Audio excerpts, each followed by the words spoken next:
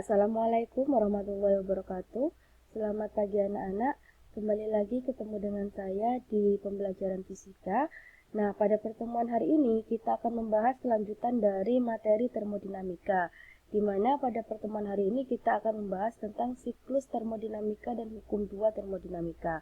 Nah, pada pertemuan sebelumnya kita sudah belajar tentang hukum 1 termodinamika. Nah, untuk siklus termodinamika dan hukum 2 termodinamika, nah kita awali dengan pengertian siklus dulu. Apa sih itu siklus? Nah, di sini agar dapat melakukan usaha secara terus-menerus, maka suatu sistem itu harus bekerja dalam satu siklus. Jadi, suatu sistem itu harus bekerja dalam satu siklus untuk dapat melakukan usaha secara terus-menerus. Nah, siklus itu sendiri itu apa? Nah, siklus itu sendiri adalah serangkaian proses yang dimulai dari suatu keadaan awal dan berakhir pada keadaan yang sama dengan keadaan awalnya. Nah, di sini ada dua macam siklus.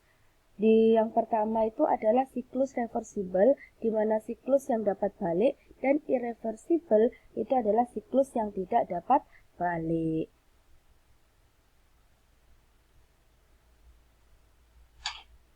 Nah, untuk pembahasan yang kedua tentang siklus, di sini ada salah satu siklus, namanya itu adalah siklus Carnot. Nah, siklus Carnot itu siklus kalor Carnot. Nah, semua perpindahan atau pergerakan itu pasti berhubungan dengan kalor. Tidak ada perbedaan apakah pergerakan ini terjadi karena kejadian alam. Nah, kejadian alam seperti hujan, badai, gempa bumi, dan letusan gunung berapi atau lainnya, atau terjadi di dalam peralatan-peralatan mekanik seperti mesin kalor. Jadi semua perpindahan atau pergerakan itu hubungannya dengan kalor. Nah, untuk mencari kalor siklus atau usaha siklus, nah jadi di sini kalor siklus atau Q siklus itu sama dengan usaha siklus. Nah, kalor siklus sama dengan usaha siklus ini sama dengan Q1 dikurangi Q2. Ya. Nah, untuk siklus Carnot di sini ada suatu gambar. Ini adalah gambar dari siklus mesin kalor Carnot. Nah, di sini siklus Carnot itu melalui dua proses adiabatik dan dua proses isotermal. Kalau adiabatik pada pertemuan sebelumnya itu kan berarti tidak ada kalor yang masuk maupun yang keluar. Sedangkan untuk isotermal ini berarti isotermal, berarti pada suhu yang tetap. Nah, dilihat di sini. Nah, A ke B, jadi A ke B. Ini tanda panahnya ke sini ya, menuju ke B. Jadi dari A ke B ini adalah proses isotermal. Kemudian dari B ke C ini adalah proses adiabatik. Kemudian dari C ke D itu adalah proses isotermal. Ini C ke D. Kemudian D ke A itu adalah proses adiabatik. Jadi di sini ada 4 proses, di mana ada 2 proses isotermal dan ada 2 proses adiabatik. Nah, untuk siklus A ke B di sini A ke B ini kan proses isotermal. Nah, gas menyerap kalor pada Q1. Di sini gas menyerap kalor Q1 pada suhu T1. Nah, suhu sistem sama dengan suhu reservoir panas sehingga disebut proses isotermal. Nah, gas memuai dan melakukan usaha pada pengisap oleh karena energi dalam tetap, usaha yang dilakukan pada sistem sama dengan kalor yang diserap. Jadi di sini Q1 ini adalah kalor yang diserap ini. Nah, untuk siklus B ke C, di sini C ya. Nah, beban pengisap dikurangi sehingga gas memuai menurut proses adiabatik. Nah, kemarin kan pada pertemuan sebelumnya kita sudah membahas tentang grafik dari proses isotermal dan proses adiabatik, kan seperti ini. Kalau seperti ini isotermal, ini adalah adiabatik. Nah, di sini pada siklus B ke C di sini terjadi pengurangan energi dalam dan suhu sistem menurun sampai sama dengan suhu pada reservoir dingin atau T2. Jadi di sini Q1, di sini Q2. Jadi di sini Q1, di sini T1, di sini Q2, T2. Jadi di sini suhunya turun sampai sama dengan suhu pada reservoir dingin. Jadi di sini maksudnya suhu tinggi itu kan reservoir panas. Nah, di sini suhu rendah itu adalah pada reservoir dingin atau T2. Nah, pada siklus C ke D, Nah, di sini gas mengalami penyusutan secara isotermal dengan cara apa? Dengan cara membuang kalor pada Q2. Jadi di sini Q2-nya kalornya itu dibuang. Kalau di sini kan tadi Q1-nya kalornya itu diserapkan ya. Nah, jadi di sini Q2-nya ini dibuang pada reservoir dingin pada temperatur T2 sehingga usaha yang dilakukan itu negatif ya.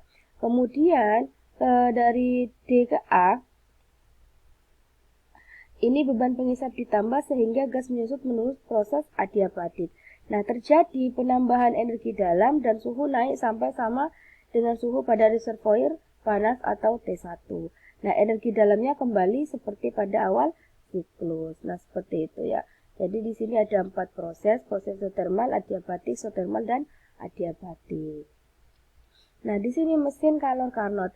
Nah, di dalam suatu mesin kalor Carnot ada yang namanya efisiensi.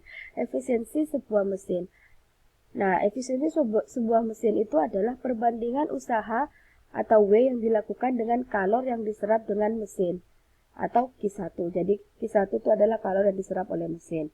Nah, untuk rumus efisiensi itu sendiri sama dengan W per Q1 kalikan 100% atau juga bisa menggunakan Q1 min Q2 per Q1 kalikan 100% atau juga bisa menggunakan 1 min Q2 per Q1 kalikan 100%. Nah, rumus-rumus ini digunakan sesuai dengan kebutuhan ya. Jadi tidak perlu gunakan semua, sesuai dengan kebutuhan apa yang diketahui kalian bisa menggunakan salah satu dari rumus ini. Nah, efisiensi suatu mesin kalor jenis apapun itu selalu lebih kecil dari efisiensi mesin ideal atau mesin Carnot. Jadi efisiensi satu mesin kalor jenis apapun itu pasti selalu lebih kecil dari efisiensi mesin ideal. Maksudnya efisiensi mesin ideal kan paling tidak efisiensi mesin ideal itu kan 100%. Tapi kan tidak ada efisiensi yang sampai 100%, paling mendekati 99, berapa gitu ya.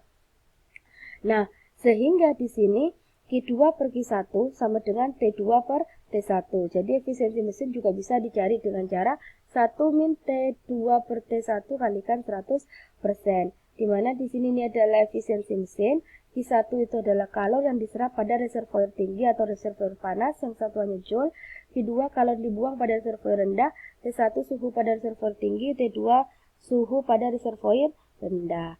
Nah, mesin kalor Carnot itu ada dua, namanya saja kalor. Kalor itu kan panas dingin, berarti ada mesin pendingin, ada mesin pemanas. Di sini untuk mesin pendingin contohnya seperti lemari es atau kulkas, atau juga di sini contohnya mesin pendingin. Nah, di sini pada mesin pendingin Carnot dapat dicari koefisien performansi atau koefisien kinerja pada suatu mesin. Nah, untuk mesin pendingin, koefisien performansi atau koefisien kinerjanya disimbolkan oleh KD. Sama dengan Q2 per W sama dengan Q2 per Q1 min Q2 sama dengan T2 per T1 min T2.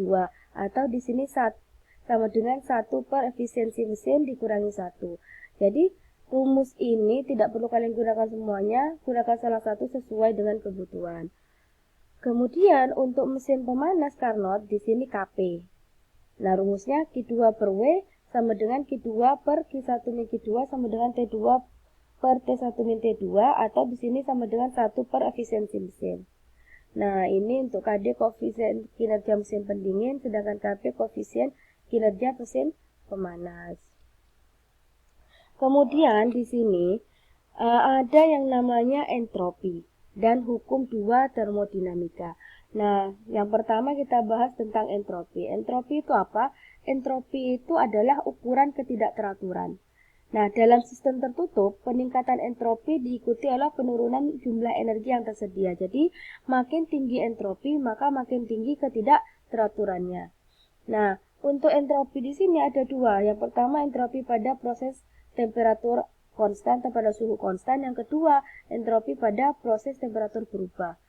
Nah, entropi pada proses temperatur konstan, entropi itu disimbolkan oleh delta S, itu sama dengan S2 dikurangi S1, sama dengan Q per T. Sedangkan pada temperatur yang berubah, delta S sama dengan M kalikan C kalikan ln T2 per T1, di mana M ini adalah massa, C ini adalah kalor jenis, T2 itu adalah suhu akhir, T1 adalah suhu awal.